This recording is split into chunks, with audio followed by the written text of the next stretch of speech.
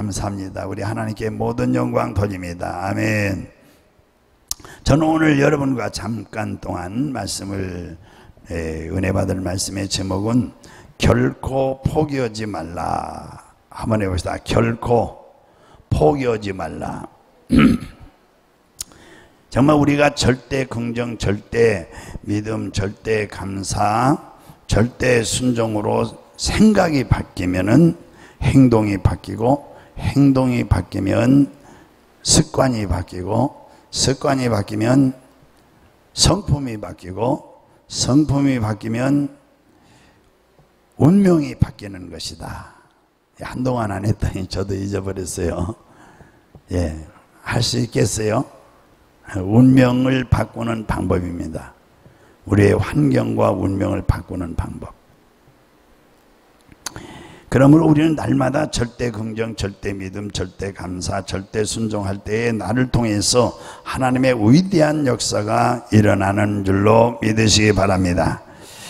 깊은 산골짜기를 흐르는 개울들이 이제 모여서 시내를 이루는 것입니다. 시냇물이 모여서 강을 이루고, 또 강물이 이제 흘러서 최종착역으로 가는 것이 바다인 것입니다. 바다. 물은 높은 데서 낮은 데로 흐릅니다.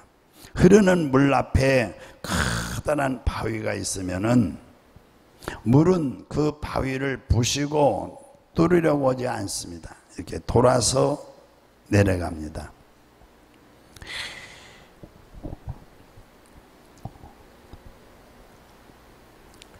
물은 부드럽고 약해 보여도 흐르는 물의 의지를 아무도 막지 못합니다. 흐르는 강물에 뚝을 만들어 물을 가두면 물은 그곳에 고이고, 또 고여서 마침내 뚝 위로 넘어서 흐르게 되는 것입니다. 그래서 이제 흐르는 강물에 뚝을 만들어 가둘 수가 없는 것입니다. 마찬가지로 선한 사람은 한번 의지를 정하면 뜻을 굽히지 않습니다. 아름다운 목표를 이룰 때까지 포기하지 않습니다. 이런 자가 하나님이 들어 쓰시고 또 성공자가 되는 것입니다. 할렐루야. 저는 전에 국민일보에서 본 건데요, 저 워싱턴 상원의원이신 신호범 장로님에 관한 기사를 전에 봤어요. 참 훌륭한 분이시죠. 실패를 딛고 일어서는 이 신앙인이 어떤 사람인지 다시 한번 생각하게 된 것입니다. 미국 이민 100년 사이에 가장 자랑스러운 한국인으로 뽑힌 미국 상원의원 신호범 박사님은 태어난 곳이 아니라 목적이 이끌어낸 사람이 된 것입니다. 좀 어려운 말 같은데 예수 그리스도의 은혜로 된 분이에요. 신호범 박사님이 워싱턴주 부지사에 출마했다가 0.4%의 표차로 낙선됐을 때에 그때의 이야기입니다. 우리 한인 교포들을 실망시킨 나는 도저히 그대로 앉아있을 수가 없어서 어디론가 떠나고 싶었습니다. 그러나 내 자신에 대한 절망감으로부터 벗어나 숨을 수 있는 공간은 세상에 어디에도 없었습니다. 저는 담임 목사님께 어디론가 떠나고 싶은 심정을 털어놓았고, 그때 담임 목사님께서는 신 박사님, 너무도 조용한 곳이나 너무 화려한 곳은 인간을 더 외롭게 만드는 것입니다. 그러나 저와 함께 흩어져 사는 우리 민족이 고통받고 있는 것을 한번 둘러봅시다. 목사님은 우즈베키스탄을 이제 제안했습니다. 그것으로 가는 비행기 안에서 목사님은 말씀하셨어요. 박사님의 도전은 곧 우리의 도전입니다. 우리 자식들을 위해서 끝까지 싸워주십시오. 경쟁에서 떨어져 봐야 붙는 법을 배우는 것입니다. 목사님, 말씀은 고맙지만 나는 더 이상 우리 한인 교포들의 얼굴을 볼 면목이 없습니다. 주 하원으로 있을 때 연방 하원에 도전했다가 떨어졌고, 다시 워싱턴 부지사에 도전했다가 또 떨어졌으니 어찌 그들의 얼굴을 다시 보겠습니까? 천근만근 무거운 마음을 안고 눈 쌓인 우즈베키스탄의 타슈켄트 공항에 도착했을 때 사람들은 북적대는데 난방이 되지 않아서 얼어붙을 정도로 추웠습니다. 그러나 그곳에서 생활하는 조선 사람들을 만나서 얘기를 나누는 중 저는 민족에 대한 사랑이 끌어올랐습니다. 이 우즈베키스탄은 1937년 이 스탈린이 연해주에 살던 16만 명의 우리 조선인을 열차의 화물칸에 태워 강제 이주시킨 지역이 바로 이 베키스탄입니다. 우즈베키스탄.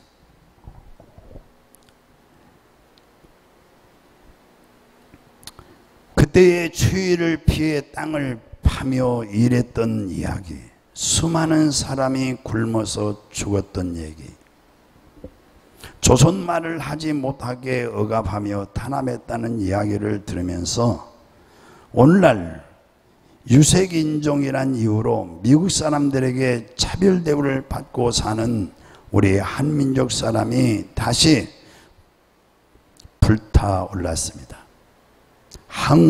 한민족을 사랑하는 그 마음이 불타올랐습니다. 그래서 저는 미국의 정치인이 되겠다고 다시 한번 깊이 생각했습니다. 그리고 마침내 하원의원을 거쳐서 상원의원이 되었고 재선까지 되어서 미 한인 사회의 꿈과 용기를 주게 되었습니다. 이 신호범 장로님은 책으로도 나왔어요. 여러분들이 책도 읽어보셨을 것 같아요. 본인이 원하는 일이 막혔을 때에 포기하지 않고 돌아가는 지혜를 택하였고 끝내는 성공한 분입니다. 우리 할렐루야. 예. 오늘 본문 읽어보면 오늘 읽어본 본문의 말씀은 2장 1절에서 마가복음 12절에 관한 말씀인데요. 중풍병으로 쓰러진 이웃을 구원하기 원했던 착한 마음과 행함이 따르는 믿음을 하나님께 보인 사람들로 인해서 그리스도께서 중풍병자를 고쳐준 얘기입니다. 우리 예수님께서 어느 날 가버나움의 어떤 집에서 하나님 나라에 대해서 가르치고 있었습니다. 때는 예수님의 인기가 최고조에 이르렀을 때였습니다. 그러므로 예수님이 계신 집은 용신할 수 없을 정도로 많은 사람들이 모였습니다. 그때에 중풍병자를 침상에 메고 4사람이 왔습니다. 그 중풍병자를 예수님 앞에 보이고 예수님께서 그 병자를 고쳐주시기를 바라는 마음으로 그곳에 온 것이에요. 하지만 도착하고 보니까 도무지 몸을 움직일 수 없을 정도로, 정말 용신할 수 없을 정도로 사람이 모였어. 그렇기 때문에 중풍병자를 예수님 앞에 데리고 갈 수가 없게 됐어. 그래서 네 사람은 지붕을 뚫고, 그리고 이제 환자를 아래로 담아서 내렸어요. 그때 예수님은 저의 믿음을 보시고 중풍병자를 고쳐주셨습니다. 이 중풍병자란 몸의 일부나 또는 전신이 마비되어 있던 상태, 지체들이 제 기능을 발휘할 수 없는 이런 병입니다. 가버나움의 이 중풍병자는 그 병이 심하여 자기 몸을 가눌 수 없는 상태였고 타인에 의해 침상에 실려서 예수님께로 가야 했고, 이 중풍병자는 예수님만이 자기를 먼저 고칠 수 있다고, 자기를 구원할 수 있다는 그 유일한 분임을 믿고 온 것입니다. 믿었어요. 그러나 도저히 자기 힘으로 예수님 앞에 나갈 수가 없잖아요. 자기를 예수님 앞에 인도할 사람들을 이렇게 찾아서 네 사람, 그 네 사람은 그의 친족인지 아니면 친구들인지 그건 본문에 나와 있지 않지만은 어떻든 네 사람이 이 환자를 데리고 온 것입니다. 분명한 것은 그 아파함으로 그를 진정 사랑한 사람들임에 분명합니다. 그들의 행동을 봤을 때에 분명합니다. 그러면 오늘 본문에서 첫 번째 우리가 생각해 볼 것은 포기하지 않는 믿음이란 예수님만이 구원자임을 믿는 거예요. 길은 한 길밖에 없다고 믿는 거죠. 다른 길이 없다. 다른 길이. 오직 구원자는 예수님밖에 없다. 만약에 오늘날같이 대학병원이 많고 의사가 많으면 이 병원도 가보고 저 병원도 가보고 뭐 한의사도 가볼고 한방병원도 가볼고 그럴 거 아니겠어요. 특별히 이 중풍은요, 이 한의사가 잘 고친다 해가지고 침맞이들을 많이 가잖아요. 그러니까 이 예수님 외에도 고치는 길이 많이 있다 라고 오늘날 교인들이 생각하는 거예요. 예. 그래서 병들면은 교회 나오시라면, 강의만 들어도 교회 나오라면 안 나오시.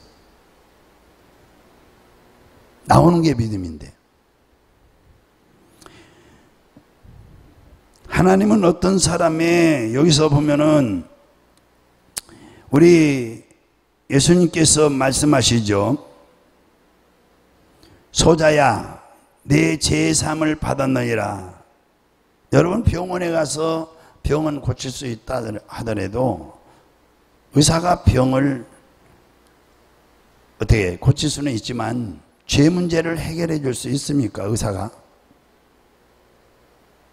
그 병이 죄로 말미암아 온 것이 성경에서 기록이거든요. 그러니까 하나 고치면 두 가지 병이 또 생기고 그러는 거죠.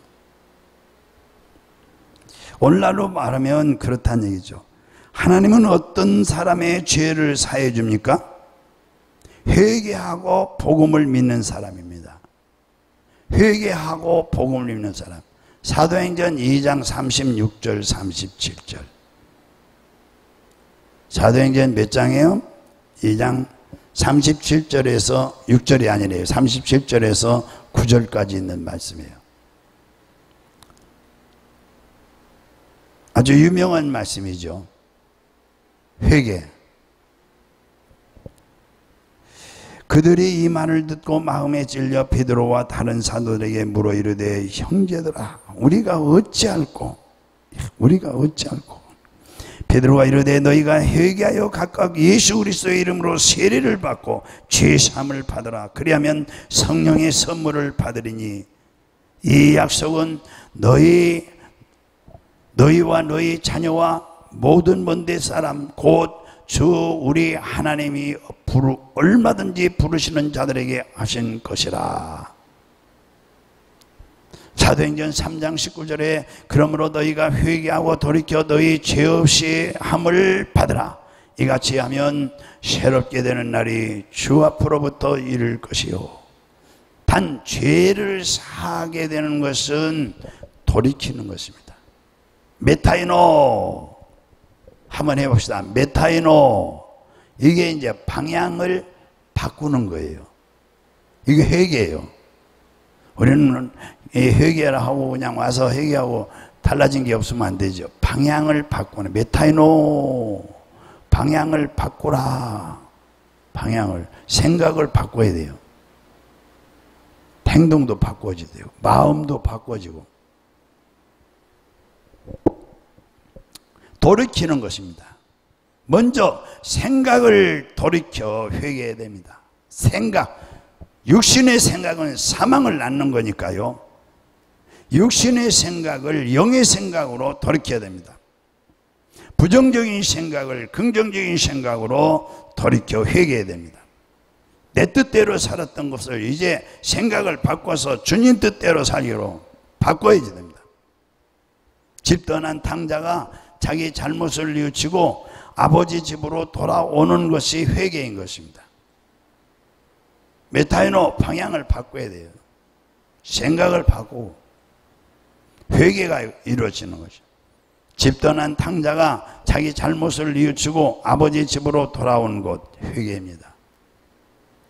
교회 일을 외면하던 사람은 교회를 사랑하고 봉사하는 일로 돌아서야 됩니다. 우리 돌아가신 권사님도 돌아가실 나이가 아니에요. 근데 돌아가셨어요. 그렇게 내가 전화하고 전화도 잘 안 받을 때 수두르고 오라고 사모님도 여러 번 가고 가면은 반가워하죠. 반가워해도 안 오는 거예요. 교회를. 발걸음을 아예 오질 않았어요. 한 5년 거의. 그래도 우리는 포기하지 않고 다녔어요. 그러니까 점점 더 가더니 제사를 지르는, 제사를. 제사.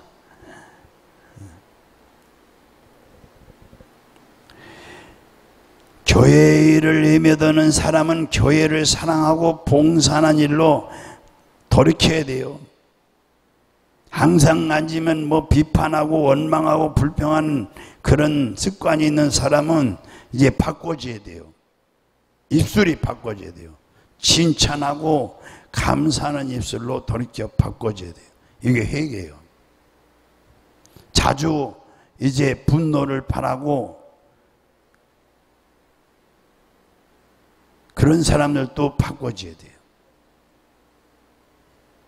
예수님을 전적으로 신뢰한 그 믿음을 보시고 소자야 내 죄사함을 받았느니라.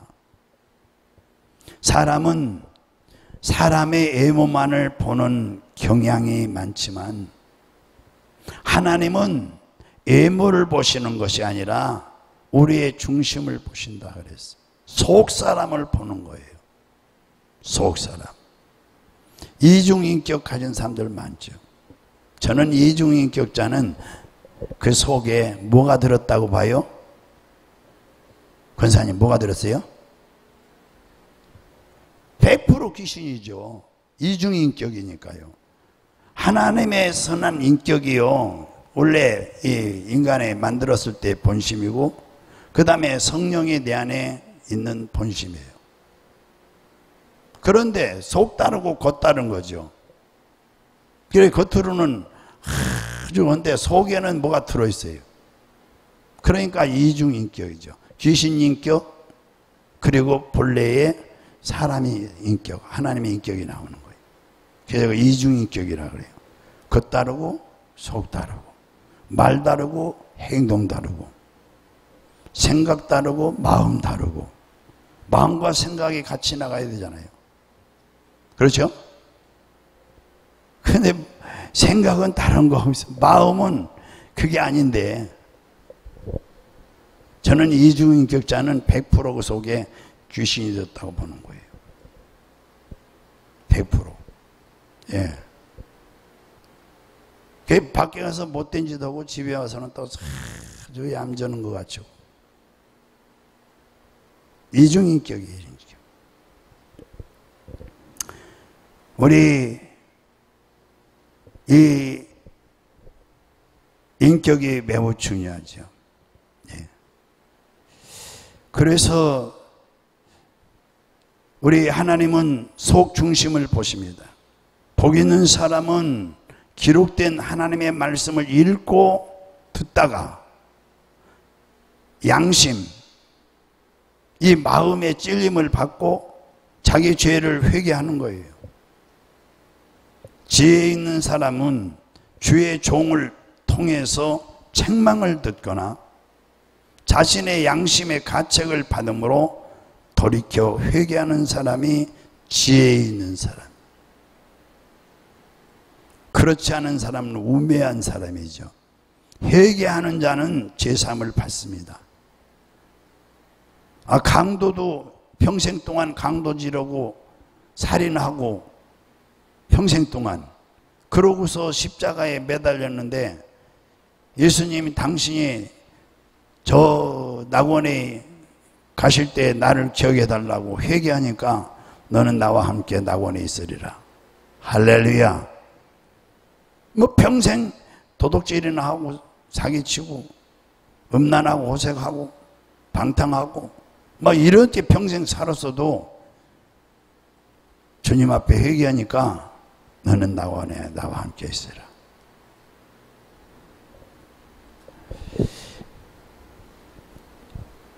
제사함 받는 자의 복은 영원히 잘되는 복인 것입니다. 한번 해보자. 제사함을 받는 복은 영원히 잘되는 복이에요. 영원히 잘되면 범사가 잘되고 강건하고 형통하리라 했잖아요. 잠언서 1장 23절 나의 책망을 듣고 돌이키라. 보라, 내가 나의 영을 너희에게 부어주며 내 말을 너희에게 보이리라. 죄사함의 은총은 모든 저주를 근원적으로 치유하는 하나님의 권세입니다. 죄사함을 받은 자의 영혼에 천국에 임한 것이죠. 예수님은 중풍병자의 병을 고쳐주기 전에 뭘 먼저 해줬어요? 우리는 교회 오면 무조건 병 고쳐주세요, 병 고쳐주세요, 돈 주세요, 뭐 하세요. 그런데 우리 예수님이 그걸 먼저, 인간의 문제는 여러 가지 있지만은 보이는 것을 먼저 해주지 않고 보이지 않는 그 근원적인 거. 오늘 본문에서 보세요. 야, 병이 났으니까 자리 들고 가라. 그렇게 말씀 안 하셨어요. 그렇죠? 예. 예수님은 중풍병자의 병을 고쳐주기 전에 먼저 제사함을 선언하셨어요. 11절에 한번 읽어보시죠. 11절, 우리 2장 11절 시작.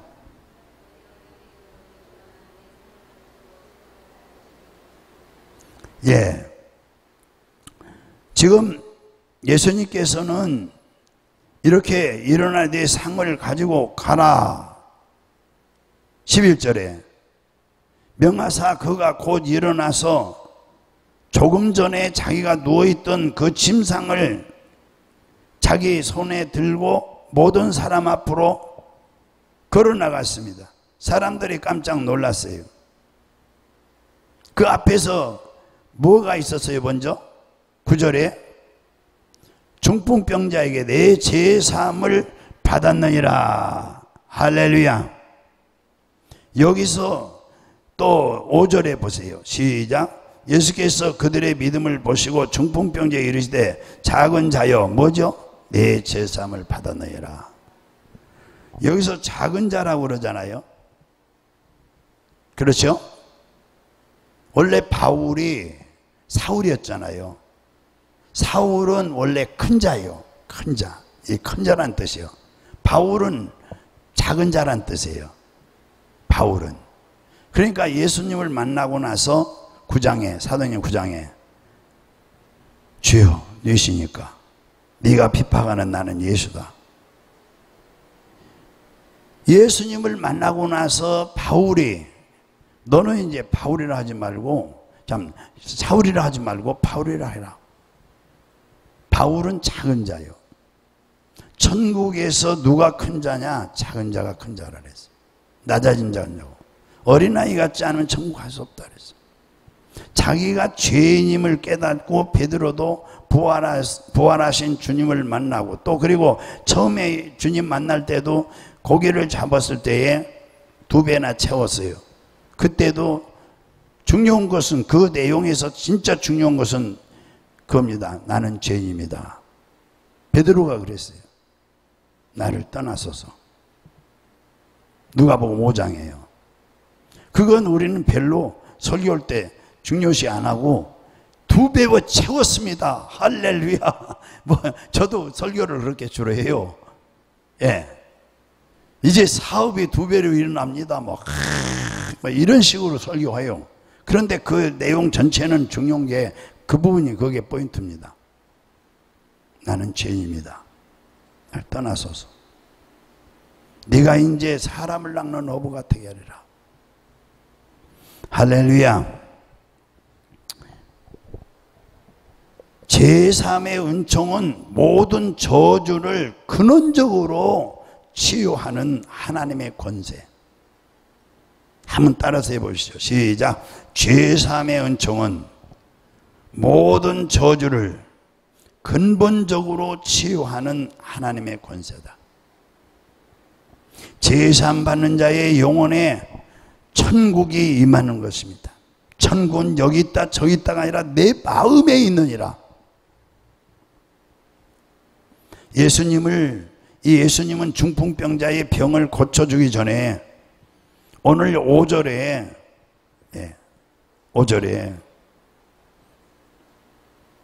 고쳐주기 전에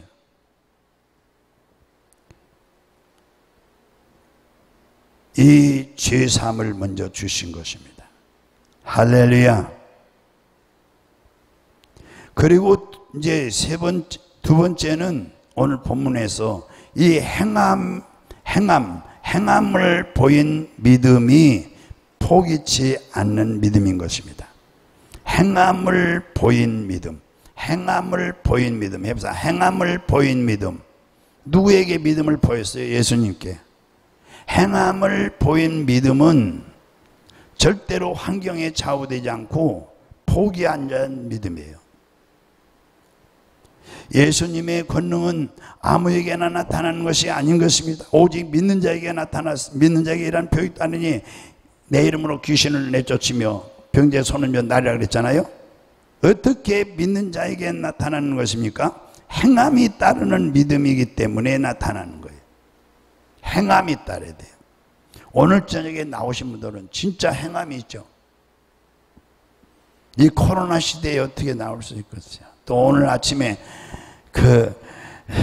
입관 예배 가신 분들은 행함이 있는 믿음이죠.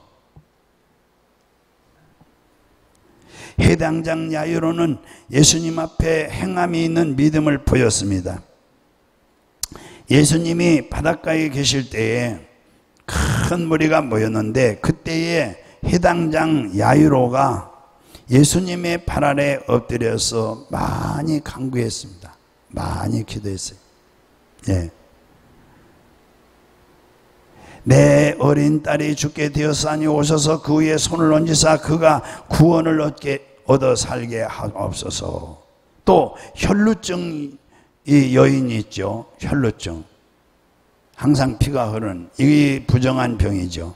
유대인들은 이런 혈루증 옆에 가면 부정해지는 거예요.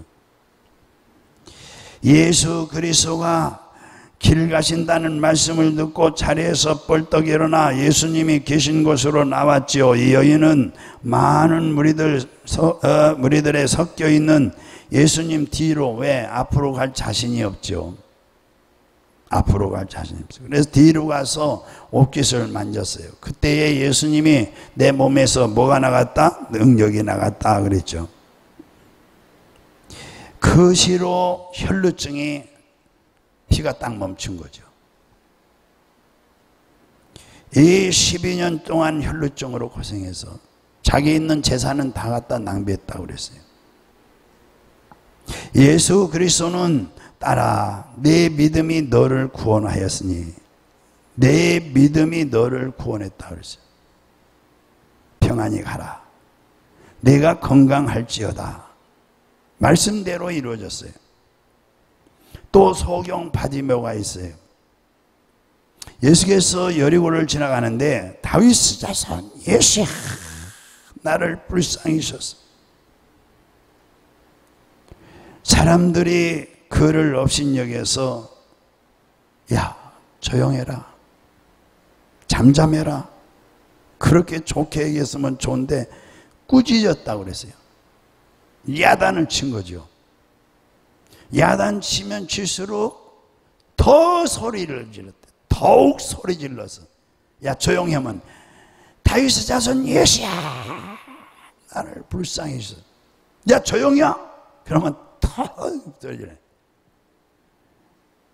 이 본문이 우리가 이제 기도 시작하잖아요. 그럼 마귀는 더 역사하는 거죠. 마귀는 왜? 기도 포기시키려고, 그러고 실망 주고 낙심 주려고. 마귀는 더 역사합니다. 더 저렇게. 그런데 예수님께서 부르셨어요. 바디메오는 겉옷을 내버렸다 그랬어요. 이 겉옷은 붉은 옷인데 그 소경을 상징하는 옷이에요. 거지를 상징하는 옷이고요. 이제는 예수님 만나면, 예수님이 눈뜨게 하면은 예수님 만나니까요, 이거 필요 없잖아요. 그리고 깡통 지어 팽겨버리고 이제 이거 다시 필요 없다 이거죠. 이 많은 믿음이 있어야죠. 예수님 만나면 이제 나는 거짓 신세 다 이제 바뀐다. 확실한 믿음이잖아요.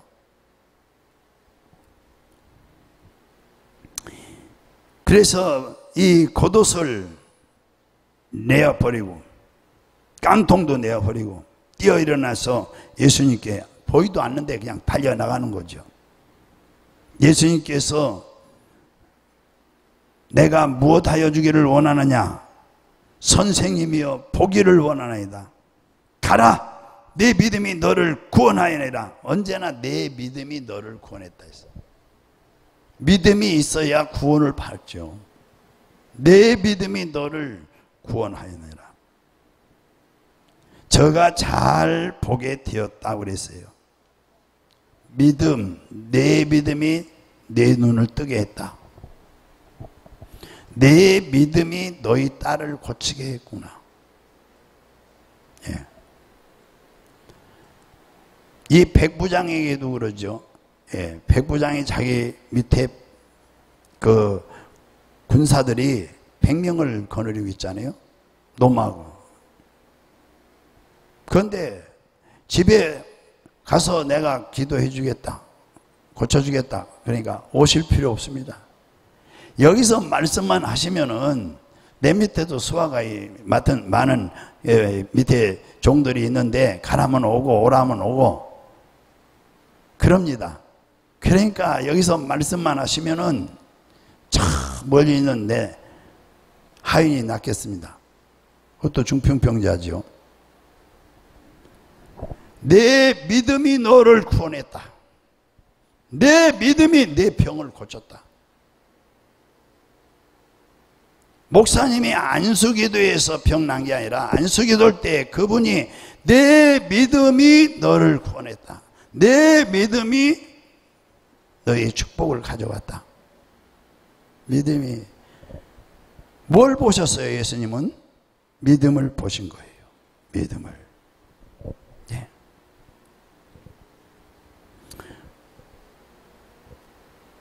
오늘날도 마찬가지죠. 예. 우리 정말 결코 포기 않는 사람은 네 번째요. 세상이 감당 못합니다. 뭐가 감당 못해요? 세상이 감당 못하는 거예요.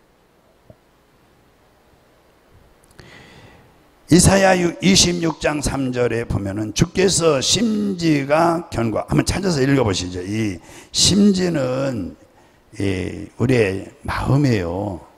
이게 갈대 같아가지고 뭐 무슨 말 들면 요리조리 이렇게 흔들만들 하면은 이 사람은 이 하나님의 도움을 받을 수가 없어요. 교회도 나온다 했다가 뭐 사정이 생겨서 오후 예배는 못 나왔다 그러고 뭐 또 저녁 예배는 뭐 힘들어서 못 나갔다 그러고 몇 번 보다가 또 집어치우고 뭐가 이루어지겠어요? 믿음이 그렇게 갈대와 같은데. 자, 우리 26장 3절, 결코 포기하지 않는 사람은 세상이 감당 못하죠. 포기하지 않는 사람은. 우리 한번 찾아서 읽어보세요.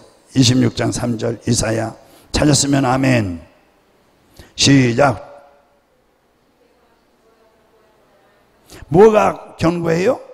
심지, 마음이 강하고 담대하고 견고해요. 흔들리지 않아요. 견고하다 이거죠. 그러면 뭐예요? 견고하는 자를 크게요.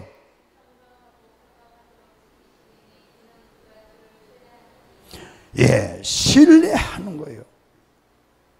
바람아 불어라, 풍랑아 쳐라, 나는 오직 주님만 의지하겠다. 할렐루야.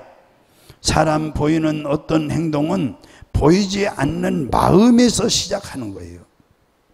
마음에서. 그러니까 4장 23절이죠. 그 잠언서, 지킬 만한 것은 너희 마음을 지켜라. 생명의 근원이 여기서 나온다. 할렐루야. 믿음의 뿌리는 보이지 않습니다.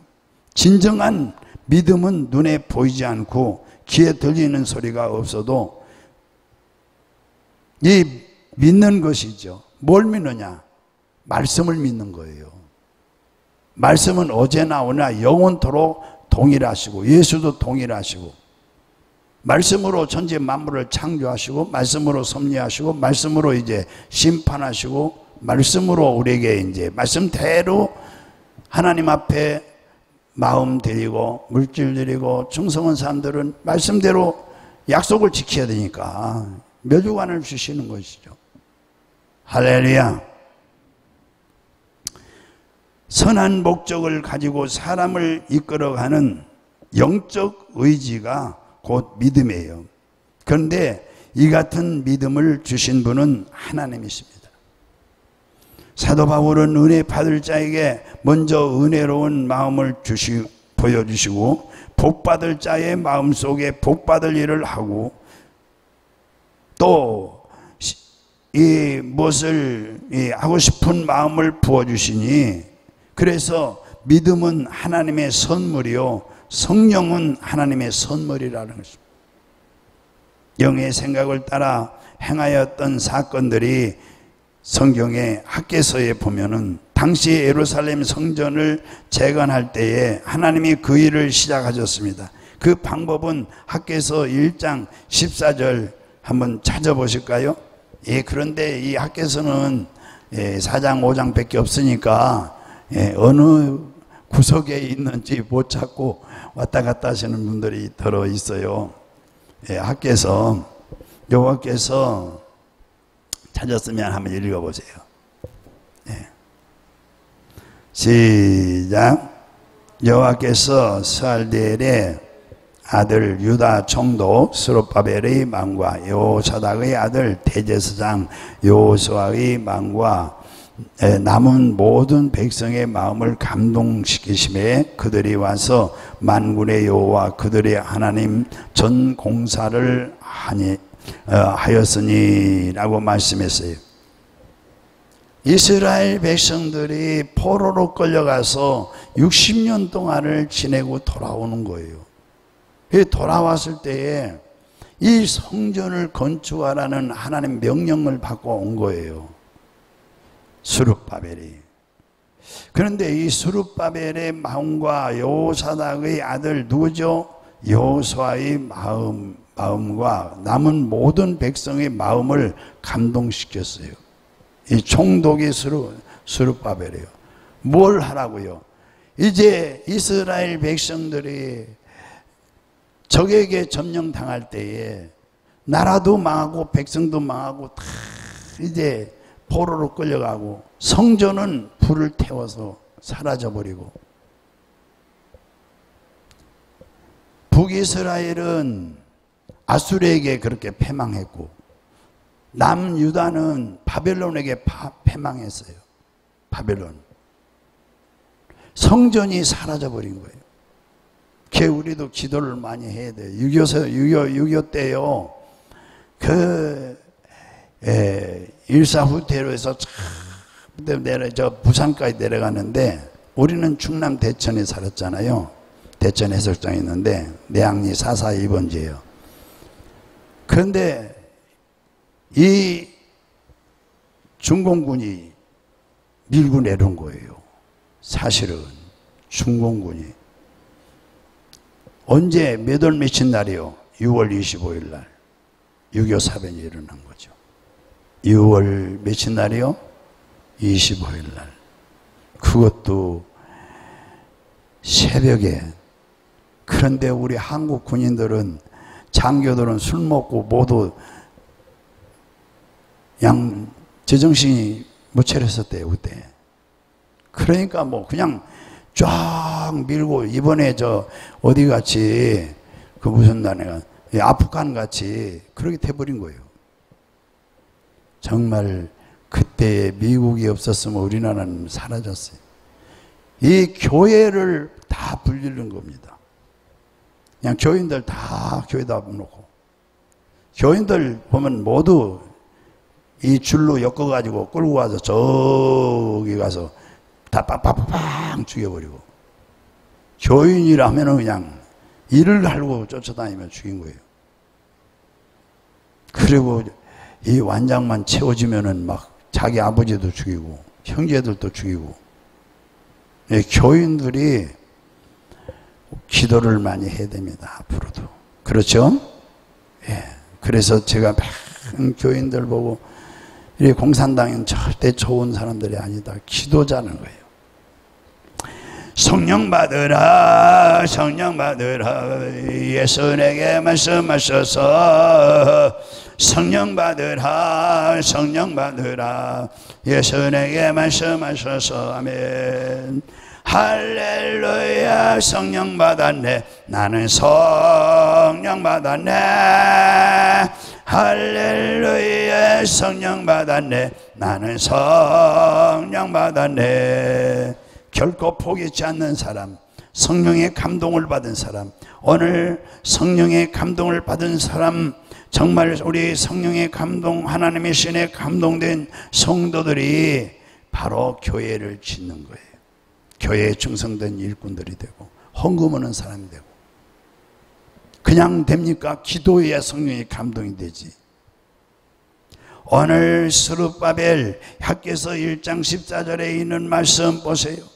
이들은 절대 성령의 감동을 받은 사람들은 포기하지 않습니다.